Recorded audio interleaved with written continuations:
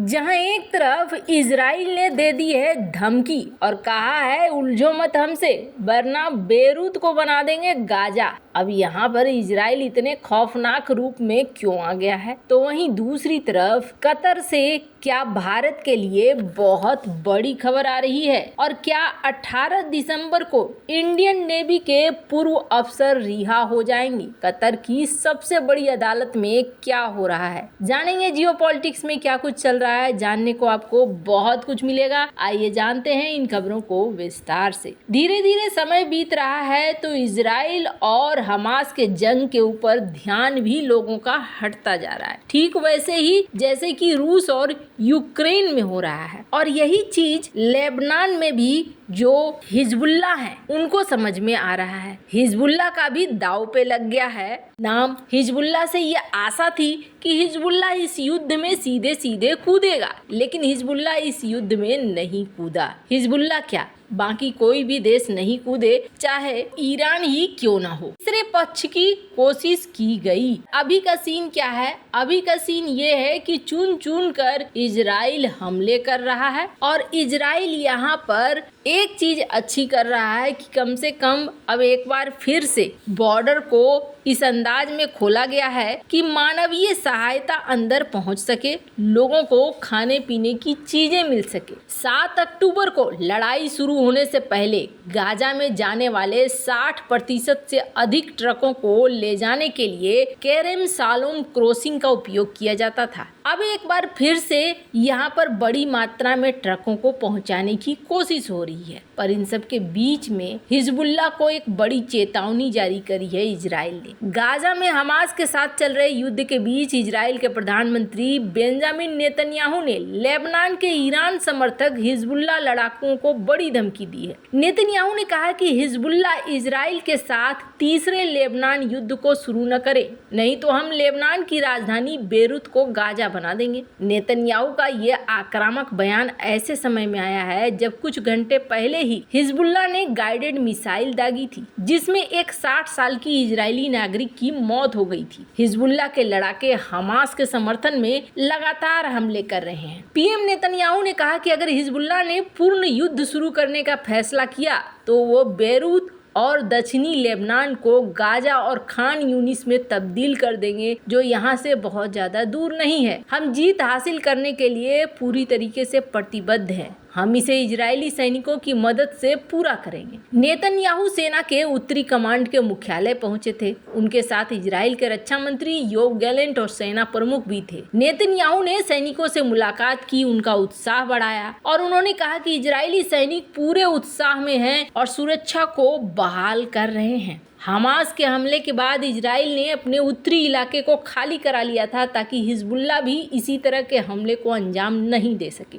इस बीच इजराइल सरकार गाजा में मानवीय आपूर्ति में तेजी लाने में मदद के लिए केरेम सालोम सीमा को खोलने में सहमत हो गया है। फिलिस्तीनियों के साथ अब यहाँ पर मानव अधिकार को लेकर थोड़ी चीजें और थोड़ी चिंताएं बढ़ रही हैं, पर अब ये खोलने के बाद मानवीय सहायता वहाँ तक पहुँचेगी ऐसी उम्मीद जताई जा रही है। खैर, अब इजराइल और हमास के बीच ये जंग कितने दिनों तक चलता है कहना मुश्किल होगा, क्योंकि यहाँ पर अमेरिका का रोल एकदम अलग अलग है। देखकर समझ में नहीं आएगा कि इजराइल की तरफ अमेरिका है या नहीं है, क्योंकि हाल फिलहाल में वेस्ट बैंक को लेकर एक बड़ा ऑर्डर पास किया है अमेरिका ने और कहा है कि यहाँ के जो बेहद कठोर लोग हैं उनको वीजा बैन किया जाएगा। लेकिन आपको बता दें, यहाँ पर एक दूसरी खबर भी देखेंगे आप, जहाँ अमेरिका एक ऐसा सप्लाई कर रहा है जो लगातार चल ही रहा है। ऐसे में अमेरिका के बारे में कुछ भी कहना बहुत मुश्किल है। खैर, जहाँ एक तरफ ये सब कुछ चल रहा है, वहीं कतर की तरफ से कई ऐसे संकेत आ रहे हैं जिस संकेत में ये कहा जा रहा है कि जल्द ही भारतीय नौसैनिकों की रिहाई होगी।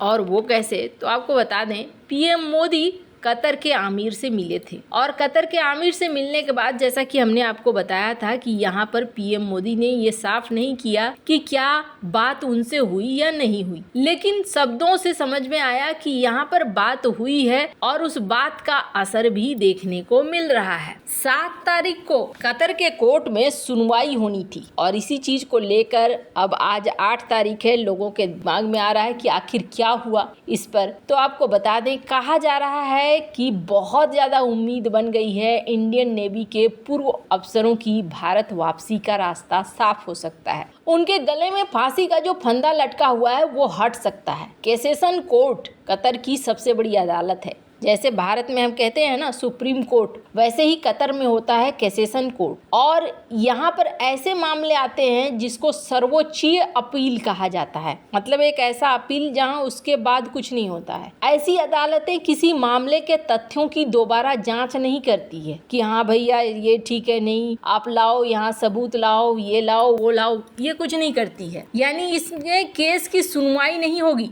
बल्कि कानून की व्याख्या की जाएगी। अब कानून की व्याख्या मतलब क्या जिस कानून के तहत उन्हें गिरफ्तार किया गया है वो इन पर लागू होते भी हैं कि नहीं होते हैं, ये कहा जाता है इस कोर्ट में। अब सवाल ये कहा जा रहा है कि क्यों 18 दिसंबर को छोड़ा जा सकता है, तो इंडियन नेवी के पूर्व अफसरों की रिहाई को लेकर संभावनाएं इसलिए काफी ज्यादा बढ़ गई है क्योंकि पिछले हफ्ते दुबई में भारतीय प्रधानमंत्री नरेंद्र मोदी और कतर के आमिर शेख तमीम बिन हमास अल थानी के बीच मुलाकात हुई। दोनों नेताओं में काफी अच्छे संबंध भी हैं। प्रधानमंत्री बनने के बाद नरेंद्र मोदी ने अरब देशों के साथ काफी अच्छे संबंध बनाए हैं और कतर से भी भारत के संबंध काफी मजबूत हो चुके हैं। आमिर शेख तमीम बिन हमास अल थानी से मुलाकात के बाद भारतीय प्रधानमंत्री मोदी ने सोशल मीडिया प्लेटफॉर्म एक्स पर लिखा था कि द्विपक्षीय साझेदारी की संभावना और कतर में भारतीय समुदाय की भलाई पर हमारी अच्छी बातचीत हुई। जबकि न्यू इंडियन एक्सप्रेस की एक रिपोर्ट भारत के शीर्ष सूत्रों के हवाले से कहा गया कि अगली सुनाई जो कैसेशन कोर्ट में होगी चीजें और अधिक स्पष्ट हो जाएंगी। इसके अलावा प्रधानमंत्री मोदी और शेख तमीम बिन हमास अल थानी के बीच हुई मुलाकात के बाद